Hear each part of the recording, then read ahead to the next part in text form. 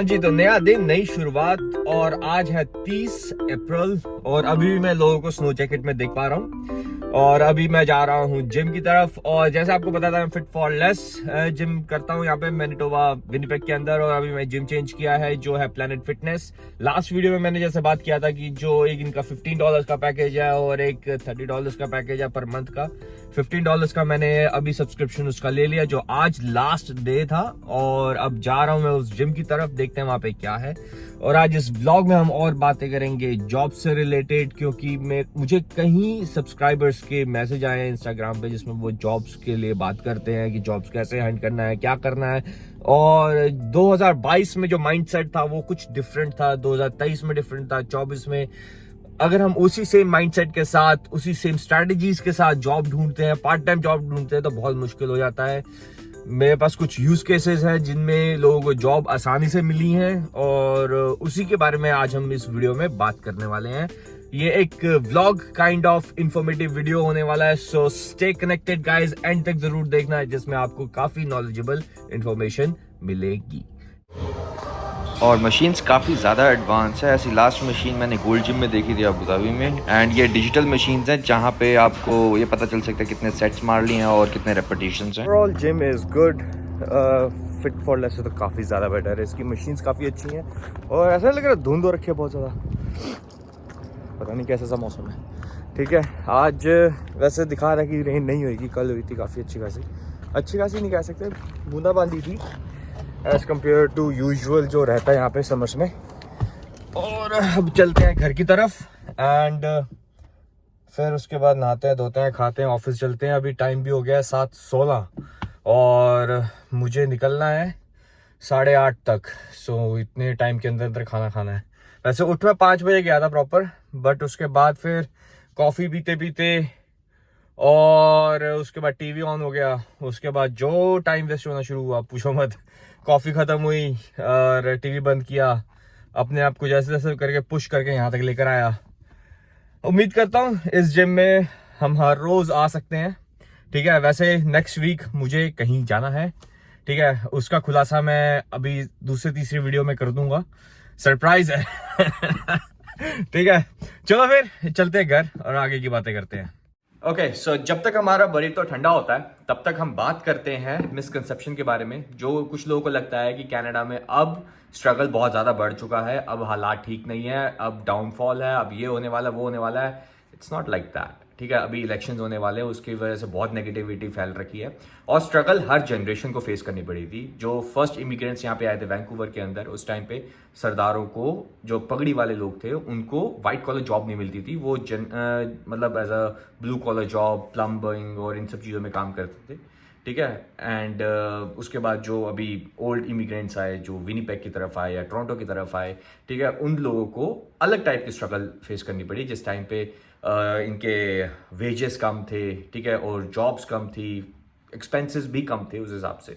और अब इन्फ्लेशन बढ़ चुका है, कोविड की वजह से चीज़ें और ख़राब हो चुकी हैं, तो इसलिए अभी ये वक्त थोड़ा सा डिफिकल्ट है, जो कि ऐसे स्टेगनेंट नहीं रहने वाला है। ठीक है, तो अभी जो स्ट्रगल हम फेस कर रहे हैं वो आने वाले टाइम में वो स्ट्रगल्स नहीं रहेंगी, उस टाइम पे कुछ डिफरेंट स्ट्रगल्स रहेंगी। अब बात करते हैं जॉब ओपनिंग्स की। तो अगर मैं विनीपेग में हूँ, यहाँ की बात करूँ, तो बिजनेसेस एज कंपेयर टू 2022 काफ़ी ज़्यादा खुले हैं। उस टाइम पे इतने बिजनेसेस नहीं थे, बट जॉब लेना आसान था क्योंकि उस वक्त 20 आवर्स का पैरामीटर था कि स्टूडेंट जो है 20 आवर्स से ऊपर काम नहीं कर सकता। तो इसलिए फिर जो एम्प्लॉयर था उसको, मतलब अगर 40 आवर्स का काम है तो उसको, उसके लिए 2 बंदे उसको रखने पड़ते थे, 2 स्टूडेंट्स रखने पड़ते थे, नहीं तो वर्क परमिट या परमानेंट रेजिडेंस वाला कोई बंदा रखना पड़ता था, राइट।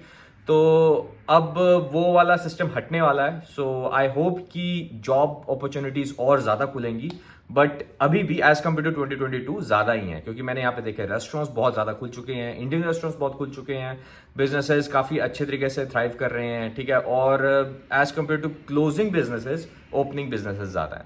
अब बात करते हैं इमिग्रेशन के बारे में। तो कितना बंदा आ रहा है विनीपेग के अंदर।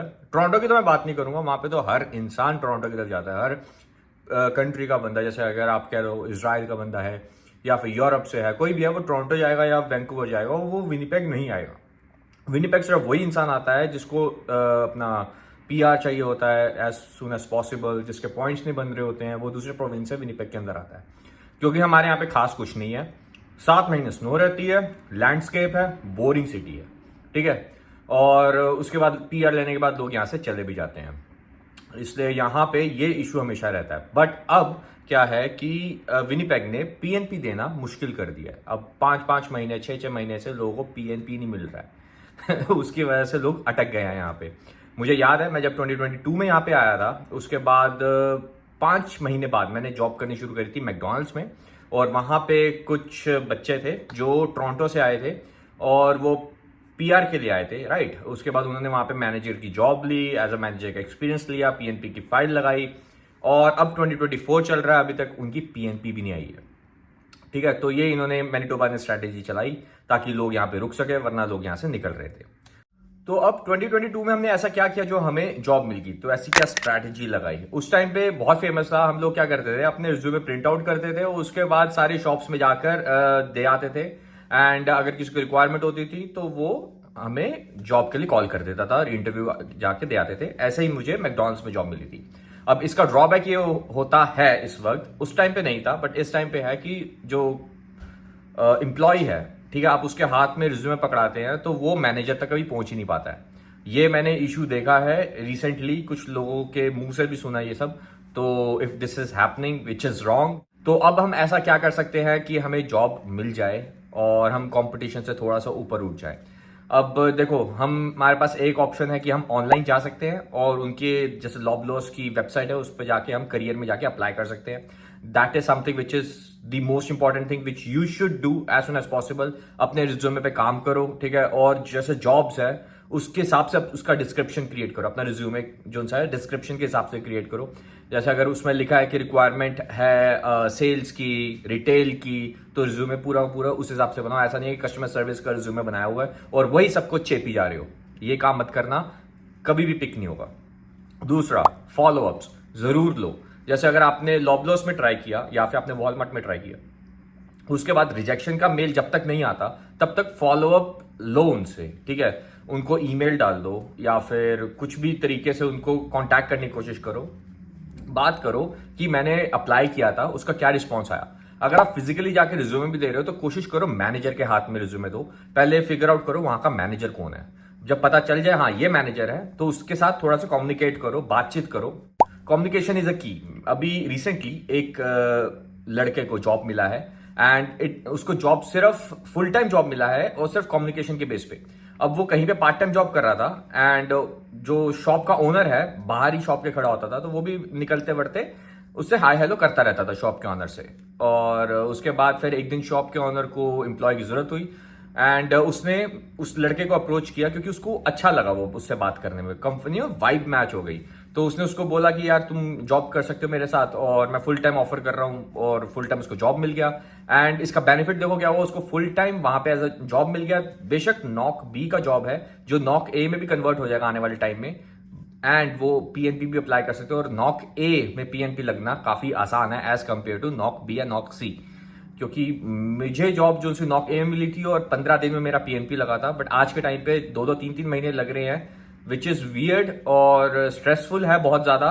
एंड खासकर मैं उन लोगों को बोलना चाहता हूँ जो 1 साल की स्टडीज लेकर आ रहे हैं, वो बिल्कुल भी ना आए यहाँ पे, क्योंकि 1 साल की स्टडी अगर आप लेकर आ रहे हो तो आपको इन दी एंड LMIA पे डिपेंड होना पड़ेगा, और अगर आपका एम्प्लॉयर LMIA आपको ना दे तो आप बहुत तगड़े से फंस जाओगे।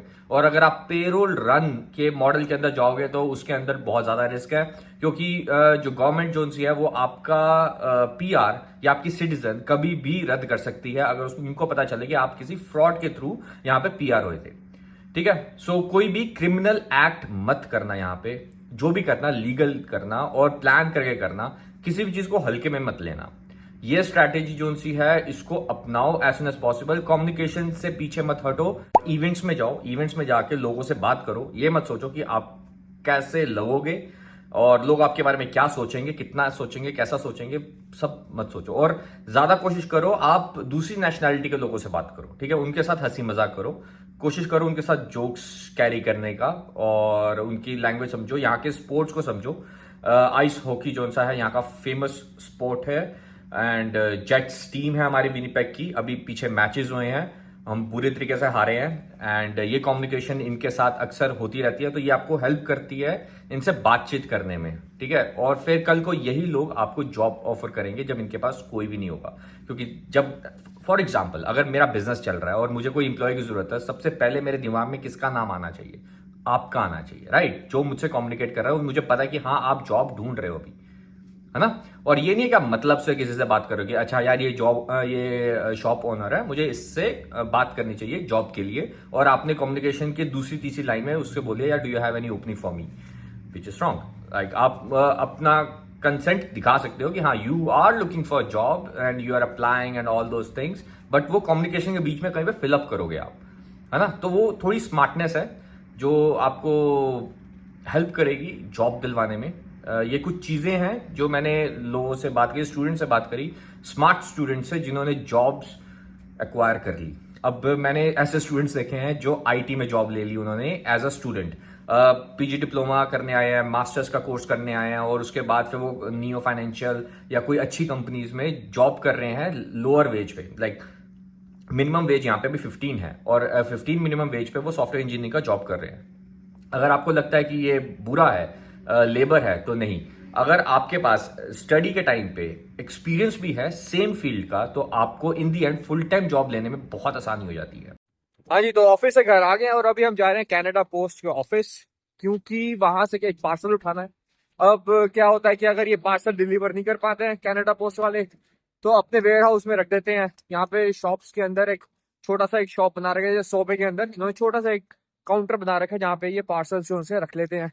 तो ये एक ऐसा पर्चा सा हमारे घर पे फेंक गए थे, कह रहे हैं कि भैया जाके उठा लो। तो ये पार्सल आप अगले दिन ही उठा सकते हो, सेम दिन ही उठा सकते हो। तो कल फेंके गए थे, आज हम वॉक करते करते जा रहे हैं ताकि उठा लें वहां से। और मौसम ठीक है, अच्छा है। ऐसा नहीं है कि टी शर्ट डाल के निकल सकते हो, थोड़ी थोड़ी सर्दी है, बट वॉकिंग लाइक है, ठीक है। तो इसलिए हम वॉक करके जा रहे हैं। और ये फ्लैट्स हमारे घर के पास बन रहे हैं सेंटेंस रोड पे। रोड हमारी सेंटेंस की थोड़ी खराब है, बाकी सब कुछ ठीक है। और फ्लैट्स काफी महंगे हैं, ये कुछ ज्यादा सस्ते भी नहीं है।